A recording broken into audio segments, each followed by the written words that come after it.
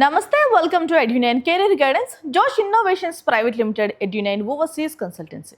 CBSE 12th results అయితే release అయినాయి కదండి. సో అసలు మన తెలుగు విద్యార్థులు ఎలాంటి పర్ఫార్మెన్స్ అందించారో చూద్దాం. సో ఇటు తెలంగాణ అటు ఆంధ్రప్రదేశ్ రెండు ప్రాంతాల వారిని కూడా కంపేర్ చేద్దాం. ఓకేనా, మనకి ఏంటంటే రీజియన్స్ వారీగా మనకి రిజల్ట్స్ అనేవి రిలీజ్ చేశారు. టాప్ వచ్చేసి త్రివేంద్రం చేసిందండి. అలాగే లీస్ట్ వచ్చేసి ప్రయాగ్రాజ్ 72.43%తో లీస్ట్లో ఉంది. మన విజయవాడ మొత్తం కూడా సౌత్లో ఉన్న రీజియన్స్ అన్నీ కూడా టాప్ ప్లేస్లో ఉన్నాయని చెప్పొచ్చు. సో మన తెలుగు రాష్ట్రాల్లో ఏ ప్రాంతాలు టాప్లో ఉన్నాయి మాట్లాడుకుందాం. Welcome to the video. So CBSE results ఎలా డౌన్లోడ్ చేసుకోవాలి ఏంటి అనేది మనం సిబిఎస్ఈ రిజల్ట్స్ వీడియోలో మనం చెప్పడం జరిగింది.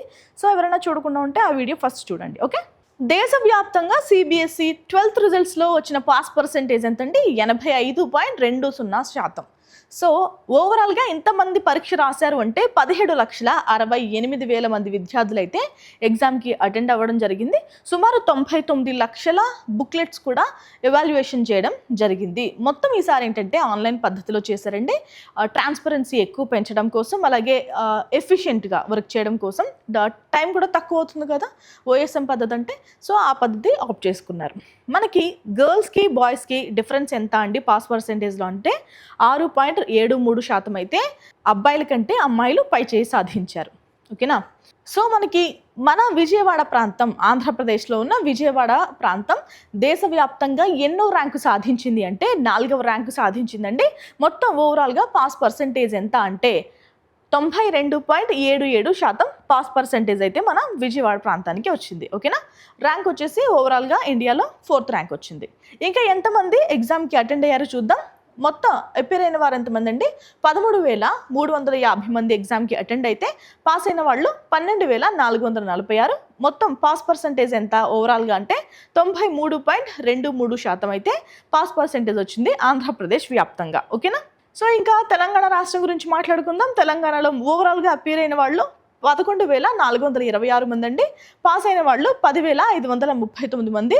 సో మనకి ఓవరాల్ పాస్ పర్సెంటేజ్ ఎంత తెలంగాణ రాష్ట్రానికి? 92.24% మంది అయితే పాస్ అయ్యారు. మీరు ఒకటి గమనిస్తే దేశవ్యాప్తంగా వచ్చిన పాస్ పర్సెంటేజ్ ఏమో 85%గా ఉంది.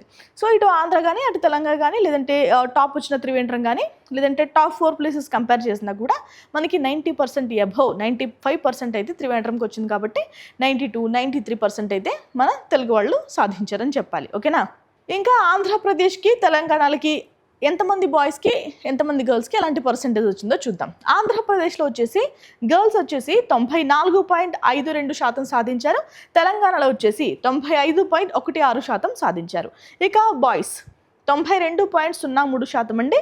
ఇక్కడ మనకి తెలంగాణ రాష్ట్రంలో 89.51% అయితే బాయ్స్కి వచ్చింది. ఇది గర్ల్స్కి బాయ్స్కి ఉన్న డిఫరెన్స్. ఓకేనా, పర్సంటేజెస్లో ఎవరు ముందున్నారంటే ఏం చెప్తారు మీరు? ఖచ్చితంగా అమ్మాయిలే కదా.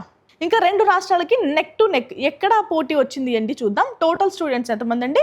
13,350. తెలంగాణలో వచ్చేసి 11,426 మంది. ఇక ఓవరాల్ పాస్ పర్సంటేజ్ ఆంధ్రప్రదేశ్లో 93.23, తెలంగాణ రాష్ట్రానికి 92.24. ఇక హైయెస్ట్ పాస్ కేటగిరీ ఏంటంటే బాయ్స్ గర్ల్స్ అంటే అబ్సల్యూట్లీ గర్ల్స్కి ఎక్కువ పాస్ పర్సంటేజ్ వచ్చింది. ఓకేనా, ఇందాక చెప్పినట్టు మొత్తం కూడా ఓఎస్ఎం సిస్టమ్ అండి, అంటే on screen marking. So digital పద్ధతిలోనే మార్కింగ్ అనేది చేయడం జరిగింది. ఎవాల్యుయేషన్ అంతా కూడా డిజిటల్ పద్ధతిలోనే చేశారు. To implement error free evaluation. So time save అవుతుంది, ఎఫిషియన్సీ కూడా పెరుగుతుంది, అన్ని రకాలుగా ట్రాన్స్పరెంట్గా ఉంటుంది. కాబట్టి ఓఎస్ఎం పద్ధతిని ఈసారి ఆప్ట్ చేసుకున్నారు. మనకి ఇక్కడ ఏంటంటే సిబిఎస్ఈ పద్ధతిలో నో మెరిట్ లిస్ట్ డిక్లేర్డ్. ఎందుకు అంటే ఈ 1-1-1-2-2-2 దీన్ని కాస్త అవాయిడ్ చేయాలన్న ఉద్దేశంతో మనకి సిబిఎస్ఈలో merit list 1st, 2nd, 3rd ఇలాంటివి ఏమి డిక్లేర్ చేయరండి. ఓకేనా, ఇంకా మనకి mark sheet, migration and skill certificates ఇవన్నీ ఎలా డౌన్లోడ్ చేసుకోవాలి అంటే మనకి డిజిలాకర్ యాప్లో కూడా డౌన్లోడ్ చేసుకోవచ్చు, లేదంటే ఉమాంగ్ యాప్లో డౌన్లోడ్ చేసుకోవచ్చు, లేదు అంటే cbse.gov.inలో కూడా మనం డౌన్లోడ్ చేసుకోవచ్చు. ఓకేనా, మార్క్ షీట్స్ కూడా మనం. సో మనకి సిబిఎస్ఈకి సంబంధించిన ఏ వెబ్సైట్లోంచి అయినా కూడా మనం మార్క్ షీట్స్ అనేవి డౌన్లోడ్ చేసుకోవచ్చు. ఓకే, మనకి ఇంకా సప్లిమెంటరీ డేట్ ఏంటండి అంటే మనకి సప్లిమెంటరీ వచ్చేసి 15 జూలై 2024లో అయితే జరుగుతుందండి. ఎల్ఓసి సబ్మిషన్ ఎప్పుడు స్టార్ట్ అవుతుందంటే జూన్ 2వ తేదీన స్టార్ట్ అవుతుంది. ఎల్ఓసి అంటే లిస్ట్ ఆఫ్ క్యాండిడేట్స్. సో ఎప్పుడు స్టార్ట్ అవుతుందండి? జూన్ 2 నుంచి స్టార్ట్ అవుతుంది. సప్లిమెంటరీ ఎగ్జామ్ వచ్చేసి 17 జూలై నుంచి అయితే స్టార్ట్ అవుతుంది. సో ఇంటర్ రిజల్ట్స్ అయితే వచ్చేసాయి కదా. సో వాట్ నెక్స్ట్ అని ఎవరికైనా డౌట్ ఉంటే ఏం చేయాలి, ఎలా చేయాలి, వే ఫార్వర్డ్ ఆలోచించి మాకు సలహా ఇచ్చేవాళ్ళు ఎవరైనా ఉన్నారంటే ఎస్ ఉన్నారు.